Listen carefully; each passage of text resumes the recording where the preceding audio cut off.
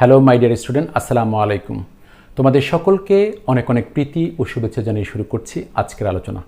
আমার আজকের আলোচনায় থাকছে এসএসসি রসায়ন অধ্যায় 3 পদার্থের গঠন ব্যাখ্যাসহ কতিপয় গুরুত্বপূর্ণ এমসিকিউ লেকচার 2। তোমরা ইতিমধ্যে লক্ষ্য করেছো আমি পদার্থের গঠনের একটি লেকচার আপলোড করেছি যেখানে এমসিকিউ ছিল 6টি। তো আজকে আমি লেকচার 2 আপলোড করব যেখানে আরও 6টি এমসিকিউ রয়েছে। এখন আজকের এমসিকিউ শুরু হবে 7 থেকে, যেহেতু আগের লেকচারটির মধ্যে 6টি ছিল, এখন আজকের শুরুটি হবে 7, এমনিভাবে 8, 9, 10 এভাবে আমি সিরিয়ালি কয়েকটি লেকচার আপলোড করে তোমাদের সামনে অনেকগুলো এমসিকিউ উপস্থাপন করব যেন এই অধ্যায়টি পরিপূর্ণভাবে তোমাদের পড়া হয়ে যায়।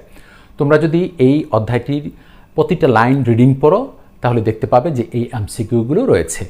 বই পড়ার পাশাপাশি তোমরা যদি আমার এই ভিডিওটা দেখে এই এমসিকিউগুলো প্র্যাকটিস করো তাহলে দেখবে কি খুব সহজেই সেটা মনে থাকছে। যখন টিচার একটা কিছু আলোচনা করে দেয় আর স্টুডেন্ট যখন সেটা শোনে তখন বেশি বেশি মনে থাকে। তো তোমার সব কিছু তো বইয়ের মধ্যেই লেখা আছে, তোমরা সেটা পড়লেই তো হবে। হ্যাঁ, হবে সত্যিই। তো তোমরাও পড়বে, সেই সাথে টিচারের মুখ থেকে যখন তোমরা এই বিষয়গুলো শুনবে তখন বেশি বেশি মনে থাকবে। চলো আর কথা না বাড়িয়ে আমরা এমসিকিউগুলো কমপ্লিট করি। তো আমাদের আজকের প্রথম এমসিকিউ হচ্ছে 7। যেহেতু আগে 6 পর্যন্ত আলোচনা করা হয়েছে, আজকে শুরুটা হবে 7 এবং শেষটা হবে 12। আজকের 6টির সাথে আগের 6টি যোগ করলে 12টি হবে, এই জন্য। তাহলে দেখো আমাদের 7 নাম্বার, হাইড্রোজেনের স্থিতিশীল আইসোটোপ কয়টি? তোমরা বইয়ের মধ্যে দেখবে হাইড্রোজেনের আইসোটোপ টোটাল 7টি রয়েছে। তার মধ্যে স্থিতিশীল হচ্ছে 3টি আর 4টি হচ্ছে পরীক্ষাগারে এটা তৈরি করা হয়েছে এবং এগুলো অস্থিতিশীল, ভেঙে যায়।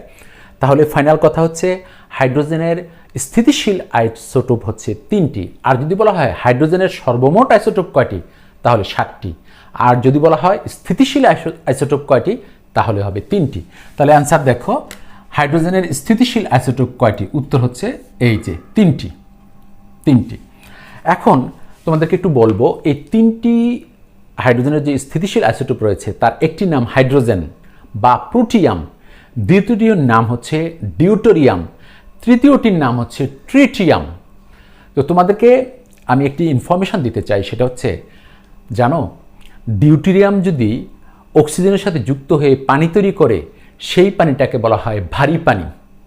আর আমরা যে পানিটা খাই সেই পানিটার মধ্যে শুধু হাইড্রোজেন আর অক্সিজেনের সাথে যুক্ত হয়ে সেটা করে, যেই হাইড্রোজেনটার নাম প্রোটিয়াম। তাহলে প্রোটিয়াম বা তথা হাইড্রোজেন অক্সিজেনের সাথে বিক্রিয়া করলে সেটা হচ্ছে আমরা নর্মাল যেই পানিটার কথা বলি সেটা। কিন্তু যদি ডিউটেরিয়াম অক্সিজেনের সাথে যুক্ত হয়ে পানি তৈরি করে তখন সেই ডিউটেরিয়াম অক্সাইড অর্থাৎ D2O এটাকে বলা হয় ভারী পানি। দেখো এটা মনে রাখবে তোমরা। দেখো ভারী পানির সংকেত কোনটি? H2O, তারপরে D2O, এই ডিউটেরিয়াম থেকে ডি নেওয়া হয়েছে, D2O, তারপরে T2O, এটা কিন্তু ট্রিটিয়াম অক্সাইড। তো এটা ট্রিটিয়াম অক্সাইড হয়নি, কিন্তু ভুল লিখে আছে। তো এগুলো তো একটাও না, অ্যান্সার হচ্ছে deuterium oxide. Actually deuterium oxide কিন্তু এরকম, দেখো তোমরা জানো এখানে 1 এখানে 2, এটা ডিউটেরিয়াম, তাহলে H2O, বুঝতে পারছো? তো এই যে আইসোটোপ প্রোটন সংখ্যা তো সেম থাকবে এই যে, কিন্তু নিউট্রন সংখ্যা একটা বেশি আছে হাইড্রোজেনের মধ্যে। তো এই জন্য ওইটা নিউট্রন প্লাস প্রোটন 1 + 1 2 হয়, এই যে এই 2টা। আর এটাকেই বলা হয় ডিউটেরিয়াম। যে হাইড্রোজেনের মধ্যে একটি প্রোটন ও একটি নিউট্রন রয়েছে তাকে বলা হয় ডিউটেরিয়াম যখন অক্সিজেনের সাথে যুক্ত হয় তখন যে পানিটা তৈরি হয় তাকে বলা হয় ভারী পানি। আর এটাকে এরকমও লেখা হয় আর লেখা হয় D2O। তাহলে ভারী পানির সংকেত কোনটি? D2O। এবার আসো 9 নাম্বার, দেখো কার্বন 12 আইসোটোপের ভরের 12/1 কত গ্রাম? অর্থাৎ একটি কার্বন আইসোটোপ যে রয়েছে এই পরমাণুটার যে ভর আছে, সত্যিকারের ভর, সেই ভরকে 12 দিয়ে ভাগ করলে যে মানটা হয় সে মানটা হচ্ছে 1.66 × 10⁻⁻24 গ্রাম। খুবই কম। আমি আবারও বলছি, কার্বন 12 যে আইসোটোপটা রয়েছে সে আইসোটোপের 12/1 যদি না হয় তখন যে ভর পাওয়া যায় সেটা হচ্ছে 1.66 × 10⁻24 গ্রাম। দেখো এই যে কার্বন 12 আইসোটোপের ভরের 12/1 কত গ্রাম? 1.66 × 10⁻24 গ্রাম। এই যে এটা ক হবে, এটার অ্যান্সার 1.66 × 10⁻24 গ্রাম। তাহলে আমাদের 9 নাম্বার কমপ্লিট। এরপর আমরা চলে যাব 10। দেখো 10-এর মধ্যে কি আছে। অ্যালুমিনিয়ামের একটি পরমাণুর ভর, এটা তোমাদের মুখস্থ রাখতে হবে। অ্যালুমিনিয়ামের একটি পরমাণুর ভর হচ্ছে 4.482 × 10⁻23 গ্রাম। দেখো ক, আমি আবারও বলছি, আমি যখন বলবো তোমরা যখন শুনবে তখন বেশি মনে থাকবে। একটি অ্যালুমিনিয়াম পরমাণুর ভর হচ্ছে 4.482 × 10⁻23 গ্রাম। বাস, এই ক হচ্ছে এটার অ্যান্সার, ক। তাহলে আবারও বলছি, অ্যালুমিনিয়ামের একটি পরমাণুর ভর 4.482 × 10⁻23 গ্রাম। বাকিগুলো সব ভুল। এরপর আসো 11, নিচের কোনটি সঠিক? দেখো নিচের কোনটি সঠিক। এখানে কতগুলো অরবিটাল দেওয়া আছে, দেখো 4s 4p 5s এরকম করে অরবিটালগুলো দেওয়া আছে। তো এখানে বলছে 4s এর অরবিটালে দেখো নিচের কোনটি সঠিক। তো এখানে কি সঠিক, কি ইলেকট্রন আগে যাবে সঠিক, নাকি কোনটির শক্তি বেশি, এরকম দিয়ে কিন্তু শক্তি বোঝায়। মানে বোঝাতে যাচ্ছে 4s এর শক্তি 4pর চেয়ে বেশি, 4pর শক্তি 5s এর চেয়ে বেশি। এটা বোঝাতে চাচ্ছে 5s এর শক্তি 4s এর চেয়ে বেশি, 4s এর শক্তি 4pর চেয়ে বেশি, এরকম। তো এখন কোনটা সঠিক জানো, এই কোনটা সঠিক সেটা তুমি কিন্তু এইভাবেই মনে রাখতে পারো খুব সহজে। তোমরা এটা করেছো এর আগে, এটা মুছে ফেললাম ওটা বোঝানোর জন্য। তোমরা জানো আমরা অরবিটালগুলোকে এইভাবে লিখি, দেখো 1s, তারপর হচ্ছে 2s, তারপর হচ্ছে 2p, তারপর হচ্ছে 3s, তারপর হচ্ছে 3p, তারপর হচ্ছে 3d, তারপর দেখো 4s, তারপর হচ্ছে 4p, তারপর হচ্ছে 4d, এই জায়গায় হবে 4f। f পর্যন্তই আমরা লিখব, কারণ f এর পরে gh আছে, কিন্তু যেহেতু এখন পর্যন্ত এমন কোনো মৌল আবিষ্কার হয়নি যে মৌলের ইলেকট্রন ওই অরবিটালগুলোতে যায়। এরপরে হচ্ছে দেখো 5s, তারপর হচ্ছে 5p, তারপরে হবে 5d, তারপরে হবে 5f, তারপরে হবে 6s, 6p, 6d, 6f, এরপরে হবে 7s, 7p, 7d, 7f। এরপর তোমরা জানো এইভাবে অ্যারো দিতে হয়, এরপরে এইভাবে অ্যারো দিতে হয়, এই যে এইভাবে অ্যারো দিতে হয়, এই যে এই দেখো। জানো 1s এর শক্তি সবচেয়ে কম, এরপরে 2s এর শক্তি, মানে 1s এর চেয়ে 2s এর শক্তি বেশি, 1s এর চেয়ে 2s এর শক্তি বেশি, 2s এর চেয়ে 2p শক্তি বেশি, 2pর চেয়ে 3s এর শক্তি বেশি, 3s এর চেয়ে 3p শক্তি বেশি, 3pর চেয়ে 4s এর শক্তি বেশি, 4s এর চেয়ে 3d শক্তি বেশি, 3dর চেয়ে 4s এর শক্তি বেশি, 4p শক্তি বেশি, 4pর চেয়ে 5s এর শক্তি বেশি, 5s এর চেয়ে 4d শক্তি বেশি, 4dর চেয়ে 5p শক্তি বেশি, তারপরে 5pর চেয়ে 6s এর শক্তি বেশি। এখন আমাদের কাছে কি কি আছে দেখো, 4s অরবিটাল 4p, তাহলে আমি একটু গোল করছি দেখো, 4s অরবিটাল আর হচ্ছে 4p অরবিটাল, আর কি আছে বলতো 5s অরবিটাল, 5s, এটা হচ্ছে 5s।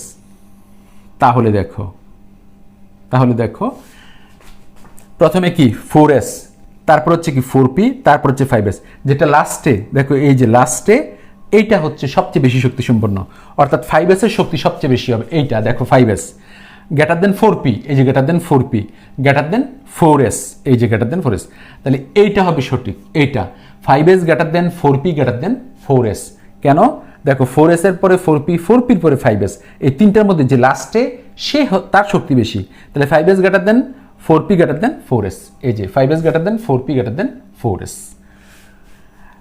তাছাড়া তোমরা জানো, এটা বুঝে ফেললাম, এটা তো একটা সিস্টেম। আর একটা সিস্টেম হচ্ছে এরকম, দেখো আর একটা সিস্টেম হচ্ছে 5s, এরপর হচ্ছে কি 4p, এরপর হচ্ছে কি 4s।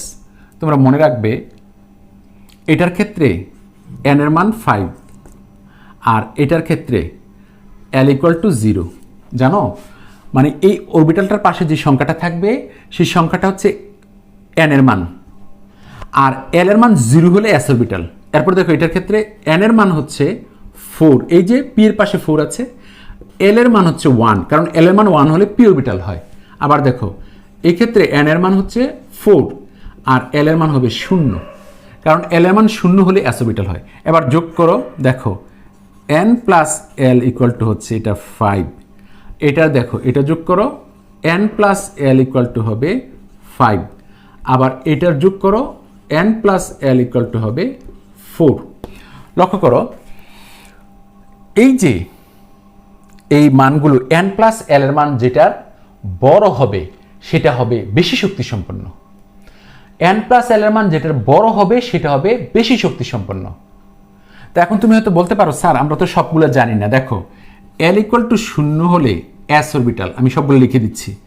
l ইকুয়াল টু 1 হলে p orbital, l equal to 2 হলে d অরবিটাল, আর l ইকুয়াল টু 3 হলে f অরবিটাল। বাস আমাদের এখানে sp আর s লেগেছে, এগুলো লাগেনি। যখন এগুলো দরকার হবে তখন তোমরা এইভাবে f অরবিটাল হলে এলিমেন্ট 3 ব্যবহার করবে, যদি d অরবিটাল হয় এলিমেন্ট 2 ব্যবহার করবে, p অরবিটাল হলে এলিমেন্ট 1 ব্যবহার করবে, s অরবিটাল হলে এলিমেন্ট 0 ব্যবহার করবে। বাস আমি এটা মুছে ফেললাম, আশা করি তোমরা লিখে নিয়েছো। এবার যে কাজটি করব, এখান থেকে দেখা যাচ্ছে n প্লাস এল এর মান সবচেয়ে বড় যেটা সেটা বেশি শক্তি সম্পন্ন, কিন্তু এইখানে তো দুইটা সমান হয়ে গেল।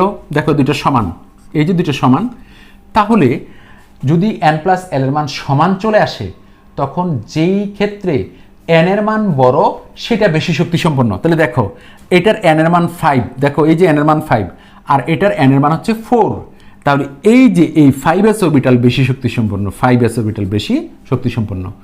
তাহলে কার তুলনায়? এই যে 4p তুলনায়, 4p তুলনায়। দেখো n প্লাস এল এর মান 5s এরও 5, n প্লাস এল এর মান 4p এরও 5, যেহেতু দুটো সমান, যদি সমান না হয়ে যেটা n প্লাস এল এর মান যেটা বেশি হবে সেটা বেশি শক্তি সম্পন্ন, কিন্তু কখনো যদি সমান হয়ে যায় তখন n প্লাস এল এর মান সমান হয়ে গেলে যেটার n এর মান বেশি, এই যেমন 5, এইটা হবে অধিক শক্তি সম্পন্ন, এই যে 5s গ্রেটার দেন এই 4p, এটা 4 যে ছোট এই জন্য।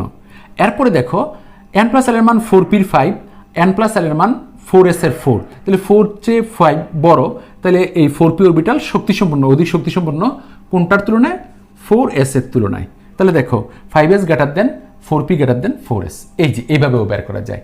তো তোমাদের যেটা তোমাদের ভালো লাগে সেটাই তোমরা করবে। মুছে ফেললাম। এরপর আমরা চলে যাব 12 নম্বর এমসিকিউতে। 12 নম্বর কি? কোন ইলেকট্রন বিন্যাসটি স্থিতিশীল? তোমরা জানো এখানে কত দেওয়া আছে? 3d9 4s2। আমরা জানি s অরবিটাল, কোনো একটি অরবিটালে যতটি ইলেকট্রন থাকার কথা যদি ততটি থাকে তাহলে স্থিতিশীল, আর যদি ততটি না থাকে তার অর্ধেক থাকে তাহলেও স্থিতিশীল। যেমন s অরবিটালে 2টা থাকলে স্থিতিশীল, 1টা থাকলেও স্থিতিশীল। p অরবিটালে 6টা থাকলে স্থিতিশীল, তার অর্ধেক হচ্ছে 3 থাকলেও স্থিতিশীল। d অরবিটালে 10টি থাকলে স্থিতিশীল অথবা 5টি থাকলে স্থিতিশীল। f অরবিটালে 14টি থাকলে স্থিতিশীল, তার অর্ধেক হচ্ছে 60টি থাকলেও স্থিতিশীল। এখন আমাদেরকে এখানে বলেছে যে এটা 3d9 4s2। তোমরা জানো, তোমরা ইলেকট্রন বিন্যাস লিখেছো কপারের 3d10 4s1 হয়। এই যে 4s থেকে একটি ইলেকট্রন 3dতে চলে আসে কেন? 10টি হলে যে স্থিতিশীল হয় এই জন্য। এইটা দেখো 3d10 4s1 একটা ইলেকট্রন চলে আসে, তাহলে এইটাই স্থিতিশীল ইলেকট্রন বিন্যাস। কেন? কারণ এই 3d10 4s1 হলে d অরবিটাল 10টির কারণে স্থিতিশীল পরিপূর্ণ হয়, আর s অরবিটাল অর্ধপূর্ণের জন্য স্থিতিশীল হয়, ফলে দুইটাই স্থিতিশীল। এই জন্য এটা স্থিতিশীল নয়, স্থিতিশীল হচ্ছে এইটা। এরপরের প্রশ্ন এদিকে দেখো, গ 3d4 4s2 এটা স্থিতিশীল না। এটা যদি হতো 3d5 4s1 তাহলে স্থিতিশীল হতো। এরপরে দেখো ঘতে বলছে 4d9 5s2, এটা যদি হতো 4d10 5s1 4d10 5s1 তাহলে স্থিতিশীল হতো। তাহলে বাকি যেগুলো আছে এগুলো একটাও স্থিতিশীল না, এটা স্থিতিশীল 3d10 4s1, অর্থাৎ এটার মধ্যে d অরবিটাল পরিপূর্ণ আছে আর s অরবিটালে অর্ধপূর্ণ আছে, এই জন্য 3d10 4s1 স্থিতিশীল। তাহলে আমাদের 12টি এমসিকিউ কমপ্লিট হলো। দেখো আমাদের আগের লেকচারে ছিল 6টি, লেকচার 1-এ, আর লেকচার 2-তে আরও 6টি করলাম, তো টোটাল যোগ করলে 12টি হয়। এই জন্য দেখো আমাদের 12 নম্বরে গিয়ে কমপ্লিট হলো। আমি আরও কয়েকটি লেকচার আপলোড করব যেন এই চ্যাপ্টারের এমসিকিউগুলো টোটালি কমপ্লিট হয়ে যায়।